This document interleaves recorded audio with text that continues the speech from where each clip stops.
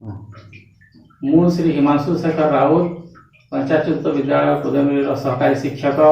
Online कागज class को आपण मान स्वागत करुछि। आज आम दशम श्रेणी साहित्य सिंधु बहिर मंगले ओइला उषा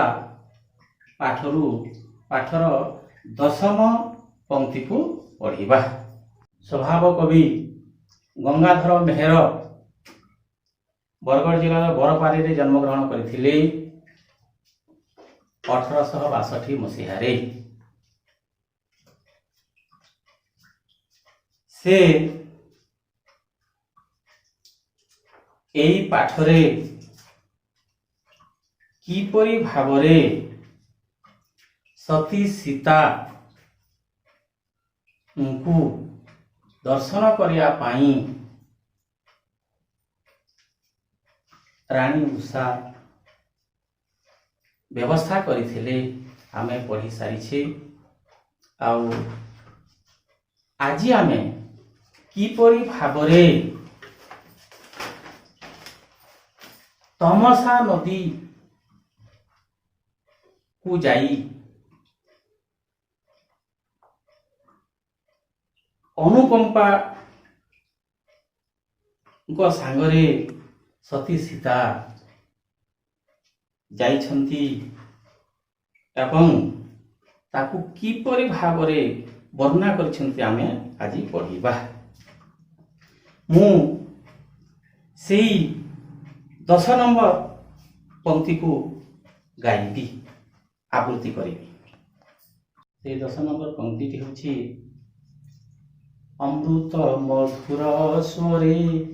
भासिला परितोषरे माँ को मो मानसरे नथिला आशा करिब अंके विहार राजलक्ष्मी हृदहार सीता करी परिहार भोग पिपासा भाग्यवती मते संसारे बोलिबे तो जगू एका पर संसारे। वर्तमान मु एई पंक्ति रे थिबा केते गुडे कठिन शब्द विषय रे कहिबी। एठिरे अछि अमृत नामक गोटे शब्द, अमृत मधुर स्वर नामक गोटे अछि कठिन। से अमृत अर्थ आमे सुधा को मध्य कहूँ आ एठारे प्रिय प्रिय मध्य हुए आनंद मध्य हुए आनंद को मध्य बुझाए। ताले एठारे मधुर माने प्रिय भावरे मधुर स्वर रे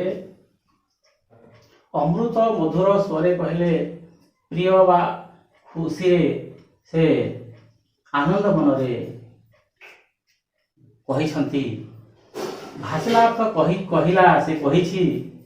परितोष रे अर्थ परम तृप्ति रे विहार अर्थ भ्रमण।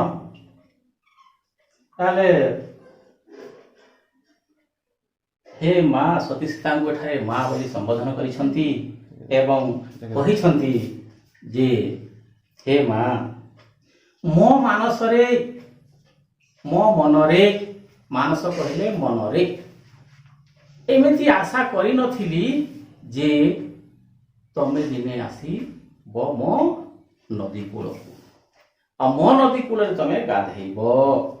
मु कोल रे कोलेबी तुमको। हे राजलक्ष्मी राज कहले अयोध्या राजा दशरथंकर बड़ पुत्र राम स्त्री राजलक्ष्मी कहा जाए। भोग विलास भोग भोग कहे सुख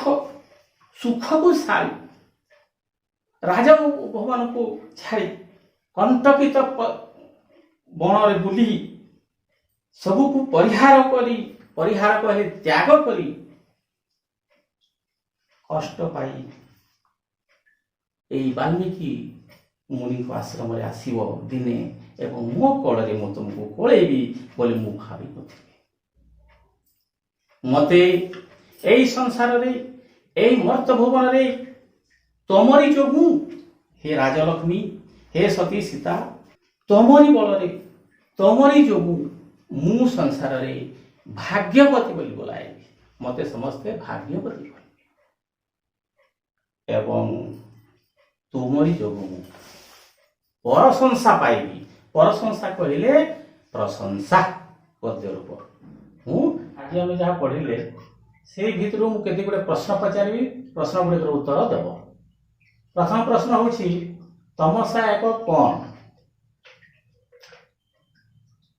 ताले 2 नंबर प्रश्न हूँ क्यों ऋषि आश्रम दे प्रवाहित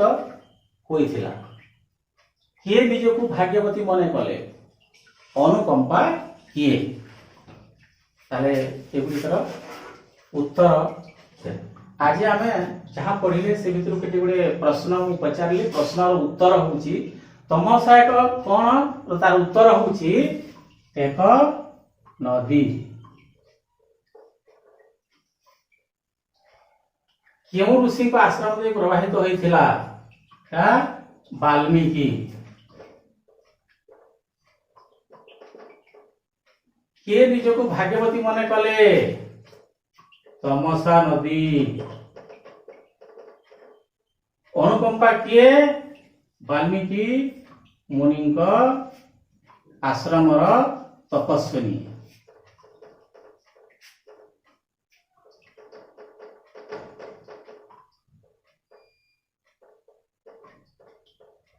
आश्रम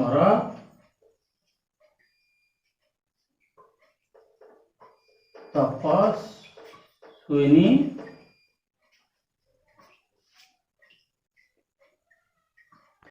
शेष मु आज जेते जन उपस्थित होती समस्त को घर तैयारी करी गोटे प्रकल्प कार्य दूसरी घर तैयारी करी संग्रह कर पढ़ आनिक देखेब एटा हूँ नंबर 1 कवि गंगाधर मेहर एक फोटो चित्र आनिब 2 नंबर हूँ कवि गंगाधर मेहर रचित तपस्विनी काव्य टी अवसर समय पढ़